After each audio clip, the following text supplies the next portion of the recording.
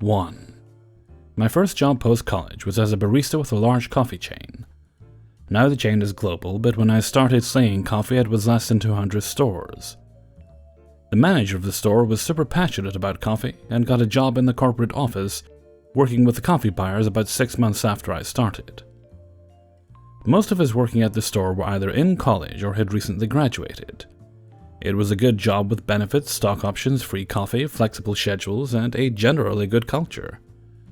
Some people were hoping to eventually get into corporate and build a career. Others were working there until something better came up. All in all, it was a solid team. We worked well together. The store exceeded its numbers, and while not without the occasional issue, everything was operating well under the previous manager. That all changed when Debbie became our new manager. Debbie was new to the company. Her father started a regional chain of tire stores, and she previously worked for him managing the stores until he sold the chain. Debbie had been fast-tracked to become a regional manager for the coffee chain, but needed to put her time 3 to 6 months in the stores to learn the business. She was a stickler for company policy, but her true passion was in enhancing them. At our first staff meeting, she reviewed some of the policies with the team, then augmented them with her own caveats. The one that is germane to the story is regarding drinking at work. Now, the company policy was that people in the store should not be under the influence of alcohol. Debbie, however, added her own details, that she didn't want anyone working if they'd had a drink 10 hours prior to their shift, and that she didn't want anyone under the influence of anything, not even cold medicine. I'm not sure if there was an incident that prompted this expanded understanding of the policy, but it certainly took a reasonable policy and moved it well into the absurd. The no drinking 10 hours prior to your shift was particularly harsh for those who worked the early shifts. We needed to be there at 4:30 a.m., which means that we couldn't have a drink after 6:30 p.m. the night prior.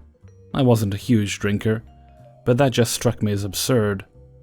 But the not under the influence of anything was pretty egregious considering we were selling stimulants by the cup. Cue the malicious compliance. It's flu season, and I wake up at 3:45 with a fever and a sore throat. I was scheduled to open the store at 4:30 in the morning with another coworker. Sticking to the policy, I didn't take any medicine and opened the store up as per my schedule. I must have looked like death warmed over because several customers asked if I was okay that morning. My coworker volunteered to work the bar, leaving me at the register. Easier job, since I looked like hell. At 6:30, Debbie arrives to allow the 2 openers to take their breaks.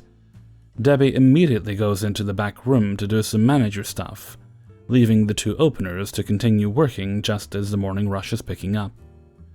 Debbie finally gives the 2 openers our breaks about 45 minutes late.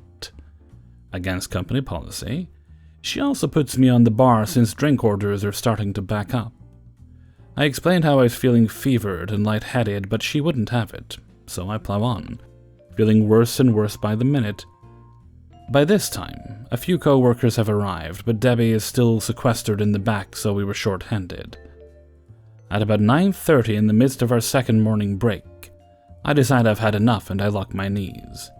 In my fatigued state, it only takes 3 or 4 minutes before I start to wobble and see the sparks at the periphery of my vision. I take a quick look behind me to ensure there isn't anything dangerous. Then I fill the biggest milk pitcher and set it steaming. I close my eyes, squeeze my legs as hard as I can, and relax into the impending blackout. When I came to, there were several customers peering over the bar at me, and all my coworkers were staring slack-jawed at me. It was right then that the large pitcher of milk boiled over, shooting a large dairy geyser into the air. What happened was all I managed to say before Debbie ran out onto the floor. I slowly got up and tried to return to making drinks as if nothing had happened. Debbie intervened and took me to the back room before eventually sending me home. Of course, there was an incident report that needed to be filled out. In it, I reported how I didn't take any medicine as per the policy outlined at the staff meeting on X date. The district manager got involved, corporate HR got involved, co-workers corroborated my story, and Debbie's fast-track career stalled out for more than a year. The policy was changed along with some others regarding sick days. 9 months later, I'm working for my former manager as a coffee taster, and Debbie is still managing an underperforming store, waiting for that district manager role. When I left the company 4 years later, Debbie had made it to the district manager level, but not the regional manager role that she was originally fast-tracked for. Debbie also had a policy where she wanted everyone to call in sick 24 hours before their assigned shift, and find someone to work the shift for you. I didn't get into this policy because my story was getting long. If you didn't do this and failed to show for your scheduled shift, you'd be written up, no exceptions. The effect of her policy regarding sick days made it pretty much impossible to take one, especially for an opening shift. If I were scheduled to open Wednesday, I'd have to know that I'd be sick and call the manager and get my shift covered by Tuesday at 4:30 in the morning. But in reality, it would have been Monday afternoon or evening. At the time, cell phones were fairly uncommon, i.e. not affordable, for people working a retail job, which compounded the complexity of arranging a sick day. To me, I felt that I was complying with two fairly stupid policies that day.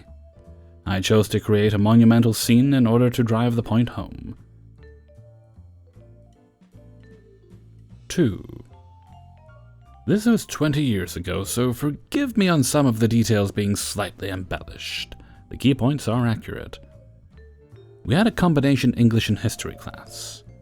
About every 6 weeks, we'd have a historical discussion where a set of students would reenact some famous person, like Henry VIII. We'd also have food from the era we were studying. The previous module was Africa, and the food was well made, but not good tasting. Some little shit made some racist comments about people with dark skin. Needless to say, I'm not repeating it. She vows not to eat anything else that comes from that filthy place. So the next module is Europe, and I am an actor and make a traditional dish. I had to do one of each. I can't remember what it was specifically, but it was like a sweet goat cheese dip with fresh pineapple and other fruit. She comes up with her plate ahead of most of the other students, and I'm reminded of her comments during the last module. Cue malicious compliance. I'm Henry VIII. I am. And in character I tell her, oh, I'm sorry. It turns out that these ingredients were brought to me by our beautiful trade partners of Africa. I wouldn't want to have to take off your head for being filthy. I'm her first station and she's pissed. But I could give a rat's ass as I've already forgotten about it the second she left. Gotta feed 2 classes of students here. So she goes to each of the other stations and I'm hearing the results. Sorry, this cake contains wheat, and wheat farming originated in Africa. Did it? No idea. Sorry, this is Arabican coffee and it's from Ethiopia, so no tiramisu for you. Could cause you an execution. On and on it went, with everyone in the row finding some random ingredient that could be traced or faked back to Africa. She throws her plate, storms into the hall, slides on the wall to the floor, and starts ugly crying. My high school's vice principal would occasionally roam the halls for those screwing around and get them back to class. She was strict, but had a good heart. She was also multiracial. A picture on her desk shows a white mom and a black dad. Anyone that ever stepped into her office saw it. Those in trouble or getting awards, typically. I guess the crybaby was too mediocre to have been in her office, because when VP sits down next to her and genuinely asked why she was crying, she said, "Everyone is rude just because I said I didn't want any dirty fucking food from Africa." She didn't actually say fucking. She said a racist thing that racists say, because they're racist. One thing of quick note, the VP was a light-skinned person, and the most notable features she would have gotten from her dad were minimal. Chance Crybaby didn't know she was multiracial. Needless to say, VP was pissed. She's not showing it though, trying to remain calm. She even had Crybaby repeat herself to make sure she wasn't being misheard due to her ugly crying. Nope, she said that. She asked her to grab her bag and follow her to the office. I can only assume that she thought she was going to be further consoled, as the look on her face as she walked by the open door was a "haha, screw you." I didn't see her in class the next period, combined class, remember? And my final period wasn't with her. I usually helped in the computer lab after school, so I leave for home an hour after the final bell. I'm walking out the building after my time in the lab when I hear someone yelling loudly. I run toward the office and see CB's dad assuming through the office's huge windows. He's going ballistic on her, bright red in the face. And the VP and principal were doing everything to keep him calm. I smirk a serves you right smirk, as no one can see me, and leave. CB wasn't in school for about 2 weeks afterwards, and when she comes back, she only spoke when it was absolutely required. Needless to say, she wasn't in school the next year. 3. Here is a compilation of many events that occurred in my life so far, dealing with racist and entitled people. At the time of this story, I was in my early 20s. I was born in a European country, and my parents are from Southeastern Asia. They gave me an Asian name, which is totally fine, but this would be a curse for my whole life. Kids had fun with my name. No one knew how to pronounce it. I know it's hard, so I brushed it off. Trouble started for real when I turned legally able to work. For context, yeah, I'm Asian. My family came to this country after the war, and my parents could barely speak the local language at the time. So they built a more Asian stereotypical business, an Asian restaurant. We had tight finances, so we always had to help in the restaurant to save costs. I hated that, as I could never have time to enjoy the weekends, as Saturday and Sunday were our busiest days, etc. But thanks to that, I got a lot of experience working in the hospitality field. I know how to run all positions and am a jack of all trades. For your information, I have been working since I was 12. Once I was legally able to work, I wanted to bring more money into the family and make a budget to go to university. And here's where the trouble begins. I became a temp worker, taking all jobs I could to pay for my tuition fees. Carpentry, retail jobs, factory worker, cleaner, many jobs that people hate. But money is money, so it was all good. Once I got my bachelor's degree, majoring in business and marketing, I started to look for more serious positions while attending my master's degree. I went to the National Employment Agency, which is our mandatory place to look for a job, if we are unemployed or if we want to apply for unemployment benefits. Everyone is assigned a counselor who is a government employee, and usually they don't know much about how to find a job. Unfortunately. My counselor arrived and started the interview. "Hello, sorry if I don't pronounce your name correctly." "It's all good, I understand how hard some names can be to pronounce." She remarks that I'm bilingual and assumes I speak the language of a particular Asian country, and the language of the country I was born in. I answered no. If you check my resume, which is in your hand, you will read that I was born here, and by bilingual I mean the language of this country and English. I also speak other languages, such as my mother and father, but I was born here. After exchanging the few words to introduce myself and my skills, she grabbed a few job offers. Only dealing with fast food, nothing against fast food. Part-time minimum wage job offers. Sorry, but like I mentioned on my application, I'm looking for jobs in the marketing field, as I graduated from that field. Yes, but your main experience is dealing with restaurants. I don't know why you would want any other job. Basically because I graduated from university and did restaurant jobs to pay for my tuition, maybe. You don't have enough experience in that field. Yes, because I'm a graduate. I did several training courses, and then I listed a number of companies I did them with. They were badly paid, but yes, you're there to learn. Sorry, but most companies want graduates with 2 years of significant experience. Not your kind of application. I was dumbfounded. I kept my cool, though, and asked, "So can you define what is a graduate?" "It is a person who just finished a university program and is ready to start working." "Alright, so tell me, how can a person with 2 years experience be considered a graduate?" "Well, after finishing university, that person works 2 years in his field." "What is this question about?" "Now, tell me how a person who just graduated from university can get a job in his field if all companies want someone who just finished university and had already 2 years of experience." She did not say a word. No worries.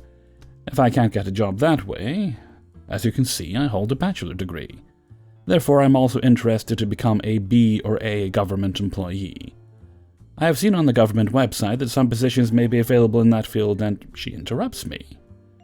"You know, government jobs are tough. This kind of job is so much easier. You should take it." I read the offer, to make it short. Fast food dealing with fried chicken, part-time, minimum wages, far from my location. You can almost make minimum wages every month. You can work about 20 hours per week. That is amazing, isn't it? She seemed somewhat insistent on that. That is, perhaps, but it is not what I'm looking for, like I told you. I would like to know more about government jobs and... Listen, the job market is pretty unsafe. You should be grateful being able to have a job. Sorry, but I don't want this kind of job. There is no stupid job, I know it. But I did not go to university to end up working fast food. She looks down at me. Well, take it or leave it, but if you don't take it, we can cut all your subsidiaries you get from the county. The student benefits. I laughed, and unfortunately, since I did not get a job from there, I would be forced to attend a meeting with her every month to update my working situation. My revenge bucket list started. I'll prove I can do everything myself. I started looking for all kinds of positions, including restaurant position in other fast food chains, closer to my living place. I did not want to ask for money from my family, as they were also struggling. I applied to a position as a marketing assistant in a hotel, and here is how I was welcomed by the receptionist. I walk in wearing a suit. Hello, I'm here for my interview. My name is... Sorry, kitchen is not hiring at the moment. I'm not here for a kitchen position. I'm here for a marketing assistant position. She took her time to look at me. I'm sorry, I thought... That because I'm Asian, I'm supposed to be working in a kitchen? She blushed. I laughed and told her it was okay, and indeed, I did work in a kitchen for a while. We laughed, and I went to the interview. I did not get the job, fine by me, but deep inside I was getting really pissed off about getting the same perception of being a foreigner in my own home country. Later on, I got an interview at Subway, and here is how that interview went. I don't think you have enough experience in that field. I've been working 10 years in restaurants. I was 22 at the time. I know all kinds of positions, waiter, dishwasher, ask me anything. I also speak 5 languages. No, I'm sorry, but you don't have the experience we are looking for. If you cannot hire someone with 10 years of experience, what kind of workers are you looking for?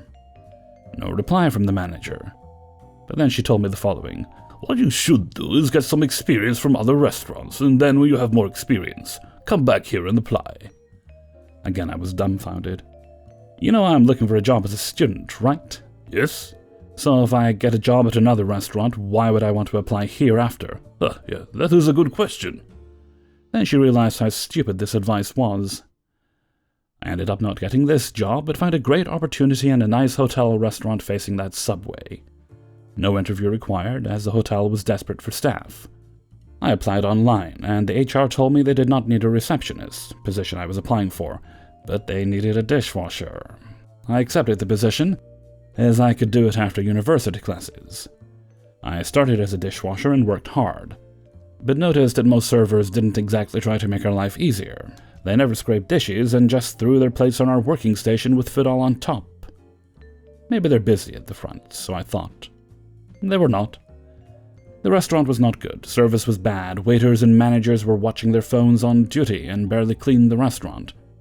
As a worker in this industry, I was raised that if you have the time to play with your phone, then you can clean or talk to guests. I was at the bottom chain, so I bared with it, but even on our easy days, waiters did not make an effort to scrape their dishes and kept ignoring me when I asked them. You're just a dishwasher, for God's sake, that's your job. I heard a few times. Even manager yelled at me for starting scenes and arguments with the waiters. I got enough and emailed HR about this. I knew I could be fired for that, as I'm just a dishwasher. I brought everything I felt was awful and responsible for our bad business. Glasses were not polished at the bar. Servers and managers were not providing good service. Food is awesome, but it is just sad that the people bringing it are not smiling. Tables are unclean, etc. HR reported that to the managers and I got scolded again. Then one manager challenged me. Do you really think our job is easy? I never said that. Okay, I'll make you a server for 1 week, and you'll see how hard our job is. Fine by me. Then begins their demise, and a few more names in that bucket list. Most of the front staff did not like me because of my report. But I wanted to show them how to properly work in a restaurant. I do respect people with more experience than me, but if they are doing their job correctly. I took on my own time to check all the cutlery, scrapped dishes to help dishwashers, talk with guests, learned the menu, learned how to sell the menu and make recommendations. I asked my guests to write reviews about me on their website, as it would be a proof of my working skills. The week went by, as the manager in charge, the one who never scraped her dishes, told me that I was laid off as I did not bring anything new. This conversation was heard by the hotel owner, who was in the next office. He got there and argued. "What are you talking about? He's doing a great job. Haven't you seen all those positive reviews?" The owner took his time to show reviews of our hotel to the manager, and he was pissed off. "He deserves a raise. Guests are really happy. Even if it has only been a week, we haven't had great reviews like that in a while." I got promoted and became not only a waiter, but I also worked as a host and at the hotel reception, filling in the gaps and positions as needed. I became an asset to the hotel and within 6 months got promoted to restaurant manager.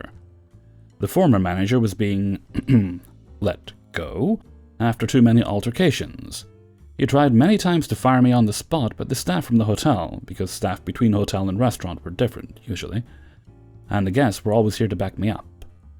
Some reviews I've received were not only positive, but were written in different languages, as our foreign guests were also happy. And I was one of the few waiters able to speak English, Spanish, and a few Asian languages. As I was promoted to manager, I set a lot of new rules that just made sense in many restaurant businesses, like no phone on the floor, if your section is not busy, help the waiters, scrape your dishes, respect all team members, being a server and bartender does not put you in a better position than dishwashers or kitchen hands. As expected, many waiters did not want to comply with those rules, so when they refused to scrape dishes, I simply asked the dishwasher to take a smoke break or a small break to relax, and I would put the bad waiters to work as dishwashers. "You're not paid to be dishwashers, you can't do that." "I can and I will do it. Your contract states you are a hospitality worker. Nothing is specified if you are a bartender, a cleaner, front staff, or a dishwasher. Therefore, you all get the same wages, unless you are specifically hired as a senior waiter or bartender or mixologist." Some waiters learned the hard way, and some refused and quit. I, even as a manager, kept helping dishwashers as much as I would help other positions. I fired the cleaners who were always showing up late and did not make any effort to clean the toilets and washers, and taught my staff how to do it properly. I fired about 50% of the whole crew and hired brand new people and taught them everything myself. All of that happened because no one cared about scraping their fucking dishes. Okay, names crossed out of my bucket list. To my surprise, a manager from Subway came to have lunch at our place and did recognize me. "Oh, you applied to my place a few months ago, right?" "Yes, I'm surprised you still remember me." "How are things going for you?" "Well, as you can see, I did well, got enough time to work on my master's degree, and work here as a restaurant manager." "A restaurant manager?" she said, surprised. "Yes, I started from the bottom, but now I can proudly say that I'm in charge of that restaurant now." "That is great. Glad for you." "So, if I were asking you if you were interested in a manager's assistant position in Subway now, would you be interested?" she asked. I wanted to stay polite, so I simply replied, "That would be great, but now I'm deeply involved in this business, and the owner gave me the opportunity to use my skills here. So I will keep working hard here. I hope you can give that opportunity to someone who deserves it." That person was not on my bucket list, as she did not personally harm me, but her speech about how to get hired just left me with a bitter taste in the mouth. She congratulated me, and we remained good neighbors. Another occasion is when I arrived at the hotel wearing casual clothes, and was stopped by brand new staff who I had not met yet. "Sir, you can't go there. It's the manager's office. The kitchen is on the other side." Again, I thought. "What makes you think I work in the kitchen?" He looked a bit surprised. "Well, if you do not work in the kitchen, the cleaning staff have their room on the side as well." "You're new staff, right?" Yes." I showed my hand, waiting for a handshake. "I'm OP, the restaurant manager." The guy blushed and looked as red as he had eaten a full bottle of hot sauce. He apologized, but I told him it was fine. "Just don't presume things. That may cost you a lot from time to time." He became very good staff. Next name on my bucket list, the unemployment agency lady. For months she never tried to learn how to pronounce my name. I know they may have many people to care about, but isn't it their job to at least try?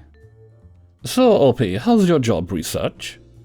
Good, still working as a restaurant manager, but I'm taking care of the marketing part, and work with hotel staff as well, to find a solution to improve the business and promote local culture. But I'll still look for better opportunities regarding jobs I can get when I would graduate. Again, she brought a lot of offers, only dealing with food and beverages in fast food or restaurant chains, and not even for managing positions. You know that I have to ask for days off from my job and skip classes from uni to come here, right? She nodded. My resume has been updated, and I build more and more skills throughout the months, so why do you keep sending me job offers over and over? Job market is tough, and your resume is only about restaurants, food and beverage services. But what about the business development part I'm bringing in my current position, and the marketing part I'm involved in? This is still a restaurant. Anyone can do it. Anyone can do it? Are you sure? Listen, we have meetings every month, and you never accepted any offers. This is a sign of lack of motivation. I can take back all subsidiaries from you. You do not make any effort, plus the kind of job is perfectly suited for people like you. I got her. People like me? What do you mean? She did not say a word. You know more than me that all meetings are being recorded for your safety and mine, right? She still did not say a word.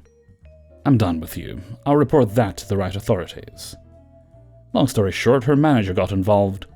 They all wanted to avoid drama. They agreed that my counselor would be investigated and that I will not have to attend any meetings until further notice. Not a big revenge, but I was happy enough. Next problem was with my taxes. As I became legally able to work, I had to declare my taxes like any other citizen, which is what I did. I don't know why they changed my gender from Mr. to Mrs., as well as misspelling my name quite a bit. We are required to pay the residency taxes for the year prior, which is what I did. But then I moved abroad to try and get an opportunity outside my home country. I made sure to have paid all my taxes, but it seems the tax office sent me some residency taxes to be paid at my former place, even though I changed my residency back to my parents' location so they could update me on any issue.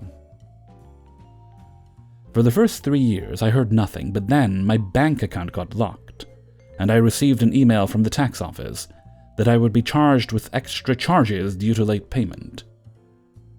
I never received any mail. They told me they have sent many mails to my previous address, even using official bailiff and charging extra money.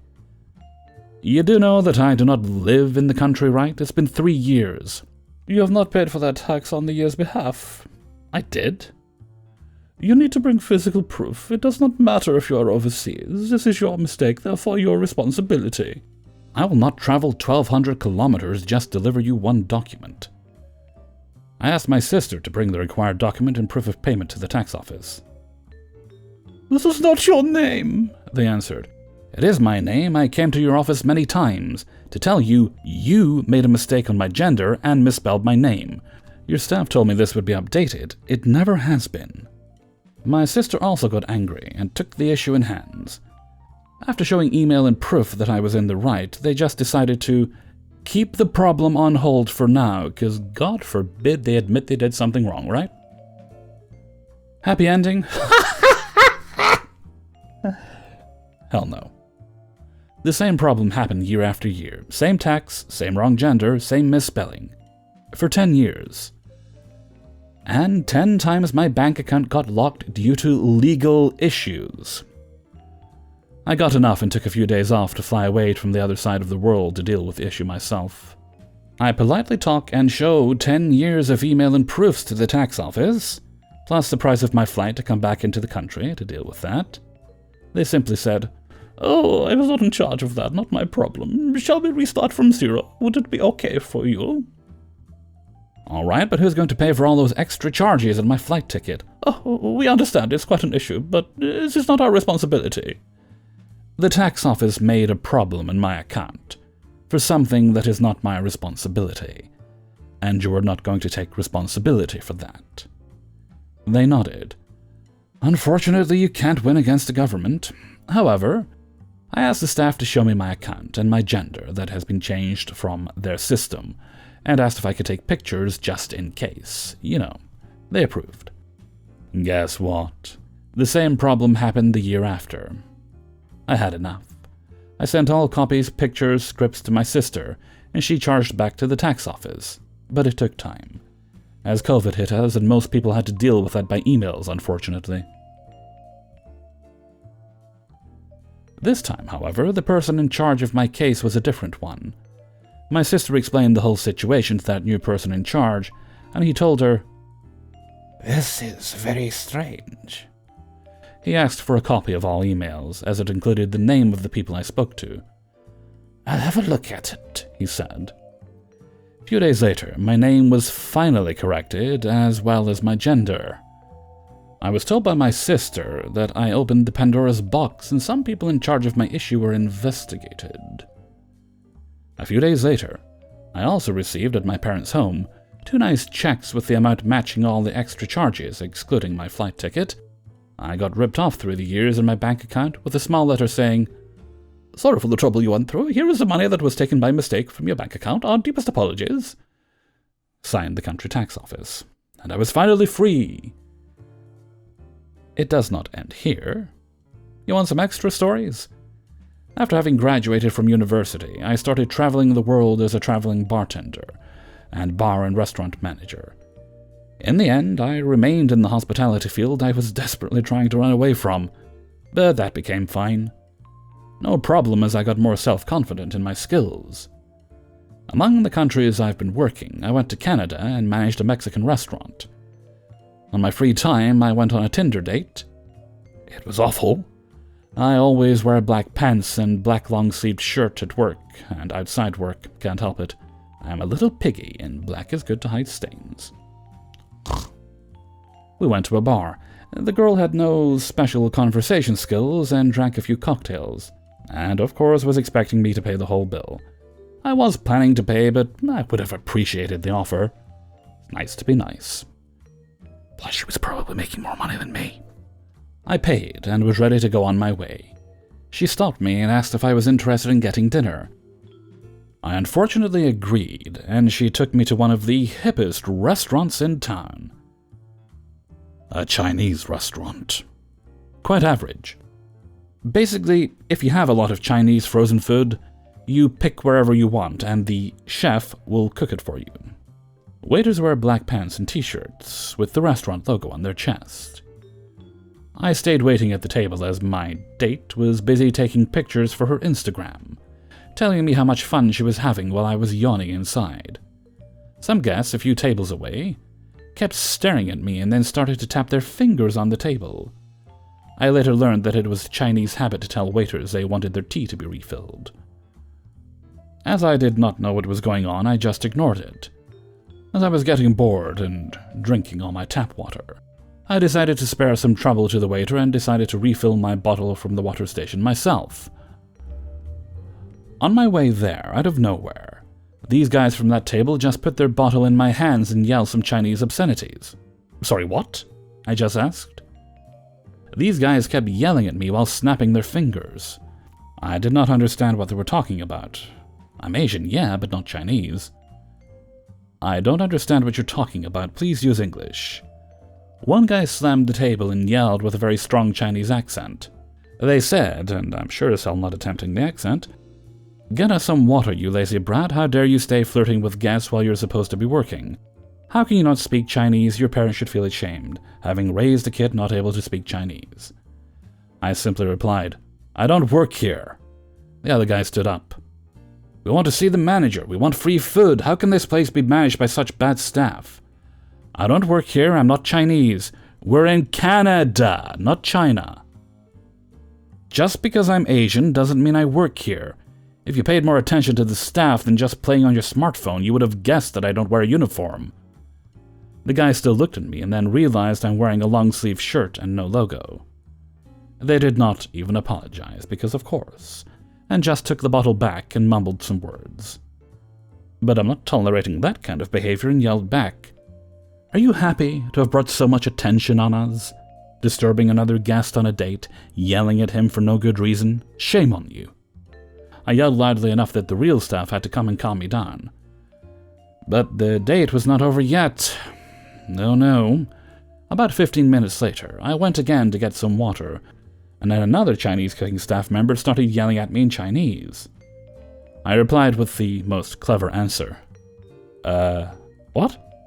The cook guy kept yelling, and I could not understand. Then he got out of the kitchen to yell at me louder. Food! Bring food! You are not paid to drink water! Hurry up! I don't work here, I replied. The chef took me by the arm and dragged me to the station where the food is delivered, and put some plates in my hands. Hurry up, no time. Last warning or get out, we're busy.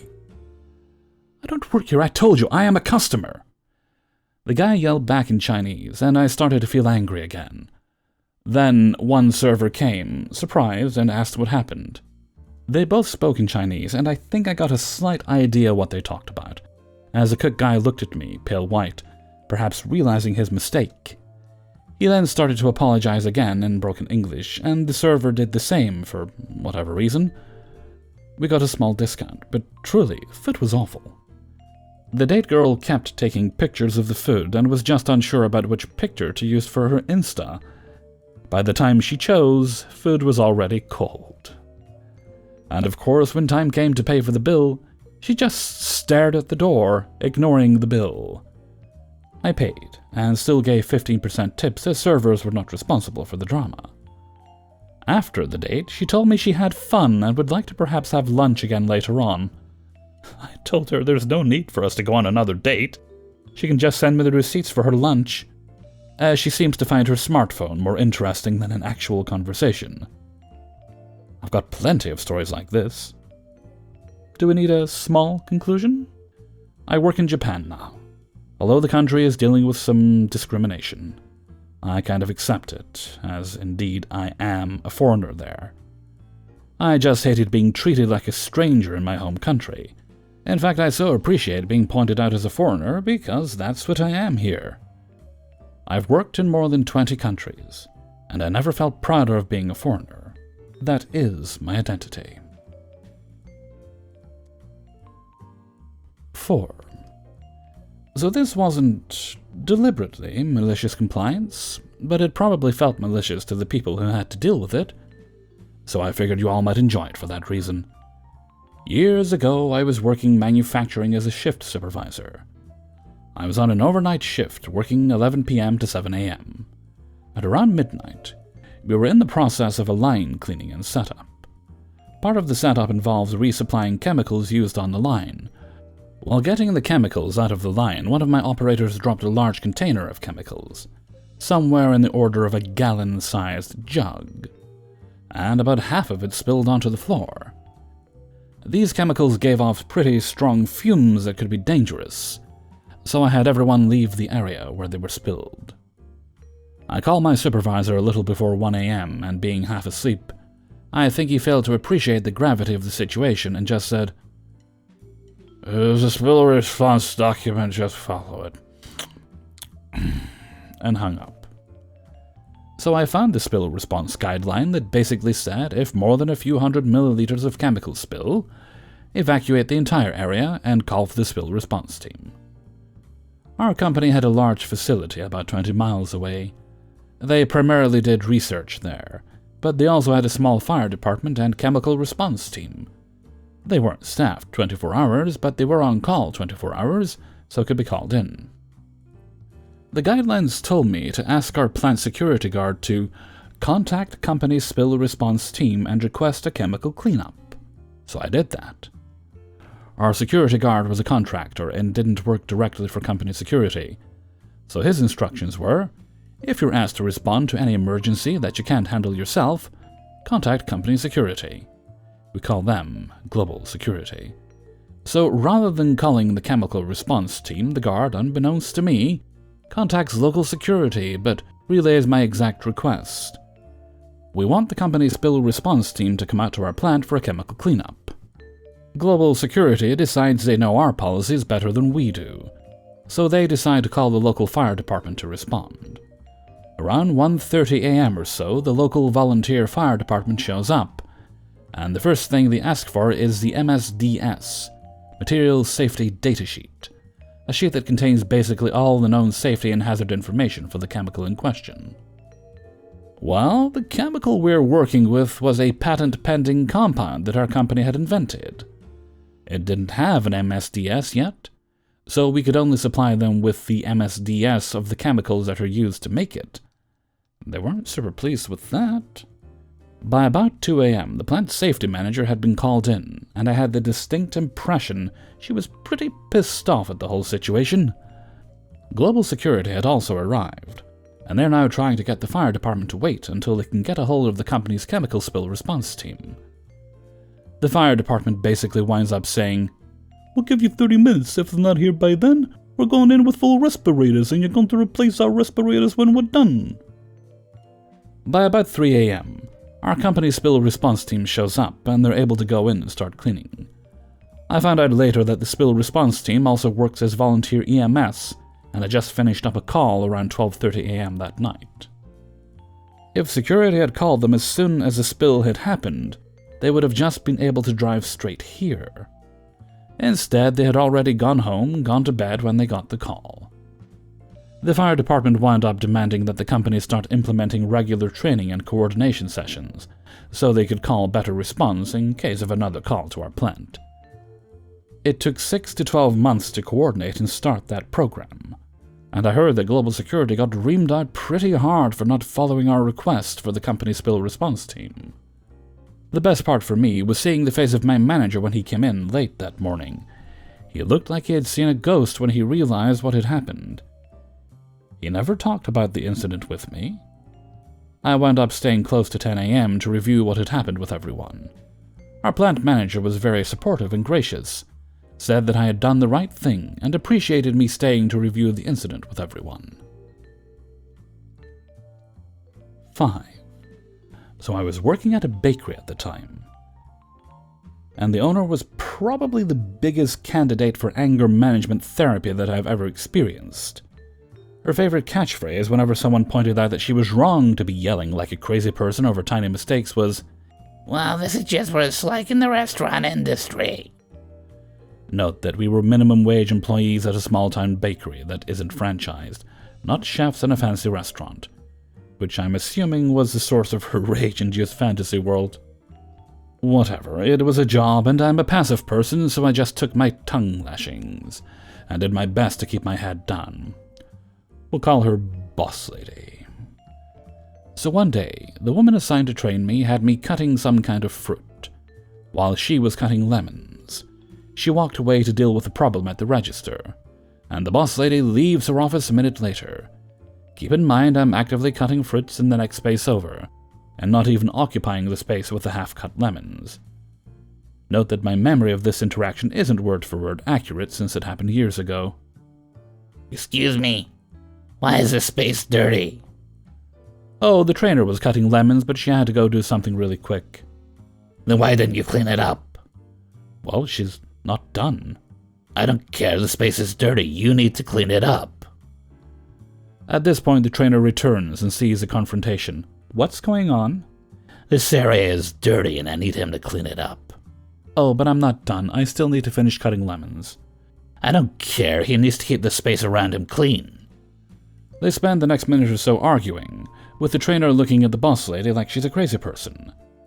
Here's a malicious compliance. Eventually, I offer to throw away the lemons since she wants me to clean the space. I watch as self-righteousness wars with petty greed on her face. After a second, the desire to not waste perfectly good lemons defeated her Karen instincts. She walked away with a huff and a parting shot about how I need to make sure I keep things clean. Incidentally, getting fired a week later because, and I quote, "It's just not working out, and I realize part of that is my fault." As she paid me for my week and a half of work in cash to avoid having to pay payroll tax or do paperwork, was one of the highlights of my early 20s. Hey everybody, Hellfreezer here, and thank you very much for listening to Revenge is Ice Cream, number 86. And thank you very much to everybody who allowed me to use their stories in this video. If you enjoyed the video, then please do like, subscribe, and comment, and share the video around to all your friends and family and anyone really you think might enjoy it. Big thanks go to everyone keeping me company as I record this on my little recordy streams. I haven't done one for a little while, was in the mood. Recordy streams can sneak up on you at any time when you least expect it. I generally will pop a link in the Hellfreezer Discord, though. See how I sneakily popped that in there? There's a Hellfreezer Discord. Alrighty, let's see. This is Thursday. Tomorrow's paranormal. I have to send some more emails. I've got paranormal. I need to get. Okay, that's fine. Right, I'm going to head off for now because I've got a lot of editing to do. So until next time, thank you very much for listening and take very good care of yourselves.